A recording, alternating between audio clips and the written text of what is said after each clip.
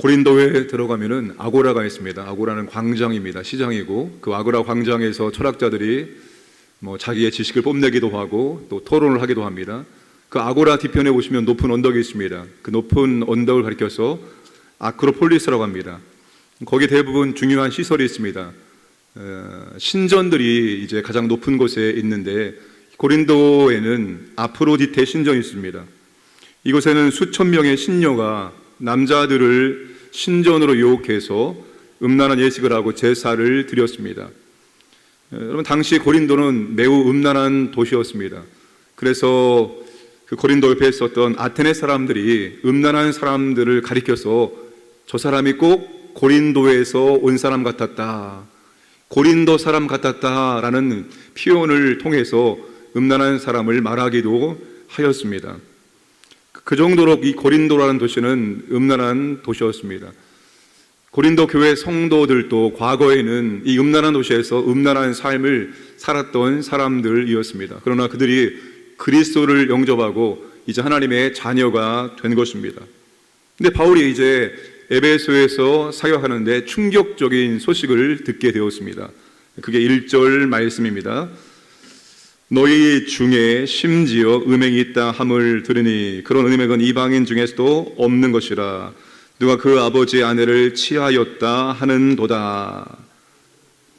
이방인들도 하지 않는 음행을 하고 있었습니다. 성도 중에 어떤 사람이 아버지 아내 계모와 함께 살고 있었던 겁니다. 근데 바울에게 더 충격적인 사실은 이방인 중에도 없는 음행을 고린도 교회 성도 가운데 하고 있었고, 그런데 교회가 이 심각한 문제에 대해서 모른 채 하고 그냥 용납을 했다는 것입니다. 교회가 이 심각한 문제에 대해서 민감하게 대처하지 않은 것에 대해서 바울이 몹시 화를 내고 있습니다. 오히려 고린도 교회는 6절 말씀 보시면 자랑을 합니다.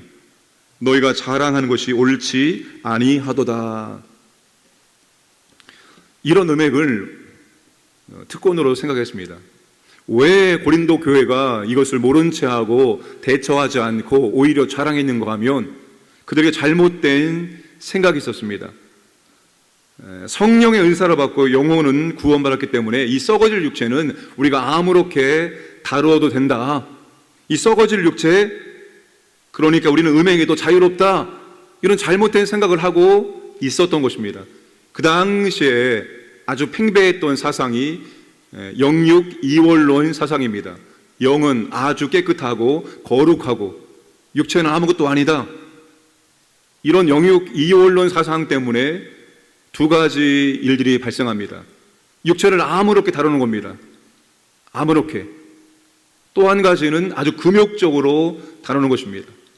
고린도 교회도 그런 잘못된 사상들 때문에 진리를 오해하는 일들이 일어나게 된 것입니다. 바울이 어떻게 뭐라고 말합니까? 음행한 자를 출교하라, 교회에서 내쫓으라 라고 말합니다. 사탄에게 내어주라라고 말합니다. 자, 5절 말씀 보시면 이런 자를 사탄에게 내어 주었으니 이는 육신은 멸하고 영은 주 예수의 날에 구원을 받게 하려 함이라. 여러분, 사탄에게 내어 주라, 이 말이 무슨 의미 있을까요? 그리스도가 온전히 통치하는 교회에서 사탄에게 내어준다는 것은 사탄의 주권이 역사하고 있는 세상으로 돌려보내서 그가 다시 회개할 수 있는 기회를 주기 위함입니다. 바울이 이렇게까지 강하게 말하는 이유가 뭘까요? 교회의 거룩성과 순결성을 지켜내기 위함입니다. 1장부터 4장까지는 바울이 무엇을 강조했습니까? 교회의 하나됨. 교회는 하나가 되어야 된다. 근데 오늘 5장에서는 교회의 거룩성과 교회의 순결성을 강조하고 있습니다. 교회는 이 두 가지를 다 지켜내야 됩니다. 성령 안에서 하나가 되어야 되고, 그리고 성령 안에서 거룩함과 순결성을 지켜내야 됩니다. 왜 교회가 거룩해야 되고 또한 순결을 지켜내야 되느냐? 그게 지금 6절과 7절에서 말씀하고 있습니다. 우리 6절과 7절 함께 읽겠습니다. 시작.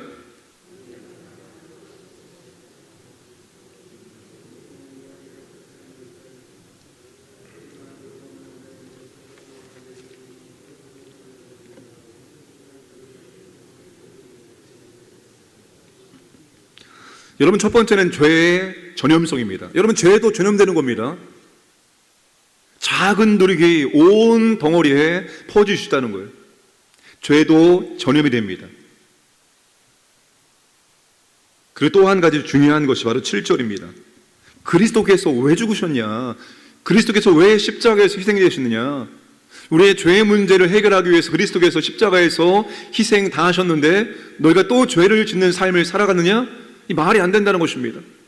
여러분, 우리가 그리스도의 십자가 희생이 얼마나 고귀한 희생인지를 우리가 항상 알고 있어야 됩니다. 만약에 여러분, 우리가 심장이 제 기능을 하지 못해서 누군가가 자신이 죽어가면서 우리에게 새로운 심장을 떼어 주었다고 한번 생각해 보죠. 내 심장이 제 기능 못해서 내 심장을 떼어내고 다른 사람이 우리에게 새로운 심장을 주었습니다. 우리가 막 살 수 있습니까? 대충 살 수 있겠습니까? 나한테 제2의 인생을 선물로 주었는데 어떻게 여러분 우리가 막 살 수 있겠습니까? 이 제2의 인생, 새로운 삶에 대해서, 이 고귀한 삶에 대해서 감사해야 되고 기뻐해야 되고 우리가 더 올바르게 살려고 애써야 되지 않겠습니까? 함부로 우리가 우리의 몸을 내어 던질 수 있겠습니까? 우리가 그리스도의 십자가의 희생을 생각할 때 그와 같이 삶을 살아가야 되는 것입니다. 내가 죄인이었고 내가 영원한 형벌을 받을 사람이었습니다. 내게 새 생명을 주시고 내게 영원한 것을 주셨습니다. 고귀한 인생을, 새로운 창조를, 새 창조를, 새로운 피조물을, 놀라운 은혜를 베풀어 주셨습니다. 그러면 우리가 이전보다 더 주님을 사랑해야 되고 이전보다 더 그리스도의 영광을 위해서 살아가야 되는 거예요. 교회의 거룩성과 교회의 순결성을 지켜내기 위해서는 그리스도의 희생, 죄인된 나를 살려내기 위한 그리스도의 값진 고귀한 희생이 있었다는 것을 우리가 기억해야 되는 거예요. 이걸 기억하지 못하고 우리가 교회의 거룩성과 순결성을 지켜낼 수가 없습니다. 나를 위해서 십자가에서 희생하신 그리스도의 그 사랑과 그 은혜를 기억할 때만이 우리가 교회의 거룩성과 순결성을 지킬 수 있으며 우리 안에 작은 죄악일지라도 우리가 회개하고 그 죄악을 끊어내고자 애쓰는 삶을 살아갈 수가 있습니다. 바울이 여러분 지금 그것을 강조하고 있는 것입니다. 종교개혁자들이 참된 교회의 세 가지 표제를 이렇게 말합니다. 바른 말씀의 선포, 그리고 성례의 시행, 주님이 제정하신 세례와 성찬, 이 성례가 올바로 시행되어야 되고 마지막 세 번째가 바로 권징입니다. 권징이 뭡니까? 죄에 대한 치리입니다. 교회 안에 어떤 성도가 죄를 짓습니다. 그래서 권면합니다. 죄입니다. 죄를 더 이상 짓지 마십시오. 그럼에도 불구하고 계속해서 죄를 짓습니다. 그러면 수찬 정죄를 합니다. 성찬에 참여할 수 없도록 합니다. 그래도 계속해서 굽히지 않으면 출교합니다. 교회 공동체에서 쫓아냅니다. 이러한 권징이 올바로 시행되는 교회가 참된 교회라고 종교개혁자들은 이야기했습니다. 오늘날 교회가 이 세 가지를 바르게 시행하고 있느냐? 아마 제일 안 되는 것이 권징일 것입니다. 권징, 치리. 여러분, 교회는 한 사람이 중요합니다. 정말 한 사람이 중요합니다. 한 영혼이 중요합니다. 그런데 그 한 영혼보다 더 중요한 것은 그 한 영혼이 속해 있는 교회입니다. 우리가 신앙생활 하시다가 교회를 아프게 하지 않아야 됩니다. 나로 인하여 교회가 아파서는 안 됩니다. 교회를 아프게 하는 것은 여러 가지 방법이 있습니다. 우리가 심각한 죄를 짓는 것도, 그래서 세상 사람들에게 비난을 받는 것도 교회를 아프게 하는 것입니다. 우리가 주의 말씀대로 온전히 순종하지 않는 것도 교회를 아프게 하는 것입니다. 우리가 교회의 질서에 순종하지 못하는 것도 교회를 아프게 하는 것입니다. 우리가 교회의 거룩성과 순결성을 훼손하는 것도 교회를 아프게 하는 것입니다. 우리가 교회를 아프게 해서는 안 됩니다. 그리고 우리가 교회를 항상 지켜야 됩니다. 사랑의 공동체이면서 동시에 성령이 거하시는 거룩한 공동체입니다. 사랑을 지키기 위해서 거룩성을 포기할 수 없고 거룩성을 지키기 위해서 사랑을 또한 포기할 수 없습니다. 두 가지를 다 우리가 지켜 나갈 수 있어야 됩니다. 특별히 여러분, 우리가 죄를 전염시키는 사람이 아니라 정말 주님이 기뻐하시는 것들을 전염시킬 수 있기를 원합니다. 그리스도의 고귀한 희생이 나를 통해서 교회 가운데 더욱더 빛을 발할 수 있도록 나의 삶을 통해서, 나의 입술을 통해서, 나의 신앙생활을 통해서 교회의 덕이 될 수 있도록 하기를 주님의 이름으로 축복합니다. 9절에 13절까지 보면, 여러분, 바울이 지금 우리의 성경에는 고린도전서와 고린도후서 두 개의 편지만 갖고 있지만 바울은 고린도 교회에 더 많은 편지를 보냈습니다. 최소한 4통 이상을 보냈을 것이다 라고 말합니다. 바울이 전에 고린도 교회에 편지를 보냈는데 고린도 교회 성도들이 바울이 보낸 편지의 내용을 완전히 오해를 한 겁니다. 그래서 바울이 지금 그 오해를 바로 잡아주고 있습니다. 9절 말씀 보시면, 내가 너희에게 쓴 편지에 음행하는 자들을 사귀지 말라 하였거니와, 바울이 전에 쓴 편지에 음행하는 자와 교제하지 말라라고 했는데 고린도 교회 성도들은 세상의 모든 사람들에게 이것을 적용을 한 겁니다. 바울은 세상의 모든 사람들에게 적용한 것이 아니라 누구에게? 형제들에게. 11절에 이제 내가 너희에게 쓴 것은 만일 어떤 형제라 일컫는 자가, 성도가 음행하거나 탐욕을 부리거나 우상 숭배를 하거나 모욕하거나 술 취하거나 속여 빼앗거든 사귀지도 말고 그런 자와는 함께 먹지도 말라라고 말한 겁니다. 그런데 이것을 세상 모든 사람들에게 다 적용을 한 것입니다. 이것을 바울이 지금 바로 잡아주고 있습니다. 여러분, 오늘 믿음의 사람들은 10절 말씀 보시면, 너희가 세상 밖으로 나가야 할 것이라. 우리가 세상 안에서 사는 사람들입니다. 세상을 떠나 사는 사람이 아닙니다. 남자들의 로망이 있다고 합니다. 은퇴한 다음에 아무도 없는 그런 산속에 들어가서 그냥 자연인으로 사는 거예요. 그게 많은 남자들의 로망 중에 하나라고 합니다. 근데 하나님은 우리를 산속으로 들어가라고 하는 것이 아니라 세상 안으로 들어가라고 말합니다. 여러분, 이 고린도 교회가 그 음란한 것이 문화가 된 그 더러운 세상 한복판에 고린도 교회를 주님이 세워 놓으신 것입니다. 예수님을 믿게 되면서 내 주변에 믿지 않는 친구들이 하나둘 없어지게 된다라고 말하고, 급기에는 내 주변에 다 믿는 사람만 있다라고 말합니다. 이건 좋은 것이 아닙니다. 여러분, 이거 절대로 좋은 것이 아닙니다. 우리가 믿는 사람들만 관계를 맺고 교제하고 안 믿는 사람들하고 관계를 끊어버리는 것, 그래서 내 주변에 믿는 사람만 있고 안 믿는 사람 없다, 이건 절대로 바람직한 인간 관계가 아닙니다. 우리는 안 믿는 사람과 관계를 맺어야 됩니다. 그들이 우리의 전도의 대상이기 때문입니다. 바울이 지금 이 말을 그런 차원에서 하고 있는 것입니다. 우리가 세상 안에서 그 사람들, 음행하는 사람들, 탐하는 사람들, 속여 빼앗는 사람들, 우상 숭배하는 사람들 다 우리의 전도의 대상자라는 거예요. 우리가 그들과 관계를 끊어버리고 우리를 믿는 사람들과 거룩한 교제만 할 것이다, 이거는 바람직한 것이 아닙니다.